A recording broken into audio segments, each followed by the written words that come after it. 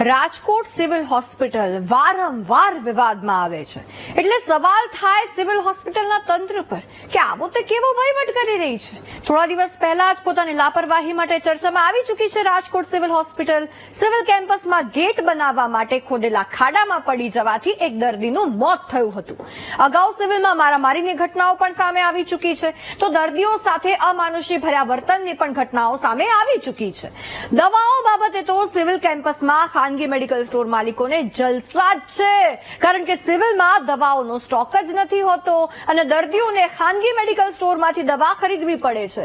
એટલે સવાલ એ થાય કે લોકો તો બિચારા પૈસા બચાવવા માટે, એમની પાસે પૈસા હોય નહીં, ગરીબ હોય, એક ટકનું ખાવાનું માંડ મળતું હોય, સારવાર કરાવી ખાનગીમાં તો શક્ય જ ના હોય, એટલે સરકારી હોસ્પિટલમાં જતા હોય કે ત્યાં દવા મળે તો એ સરકારી તો પછી એટલો ખર્ચો ના કરવો પડે। પરંતુ આ સરકારી હોસ્પિટલનું તંત્ર કે જેને ખબર નહીં કેમ એવું છે કે દવાઓનો સ્ટોક જ નથી લાવવો અને ખાનગી મેડિકલ સ્ટોર વાળાને જલસા કરાવવા છે। શું સાઠગાંઠ તો નથી ને એ લોકોની?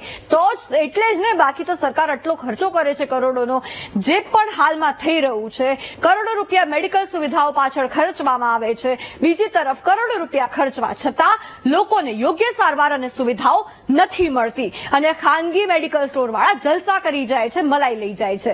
જેવામાં આમ લોકોની જરૂરિયાત મુદ્દે ક્યારે આરોગ્ય વિભાગ ઊંઘમાંથી જાગશે ને, એ સૌથી મોટો સવાલ છે। બાકી તો સારવાર સરકારી અને દવા ખાનગી।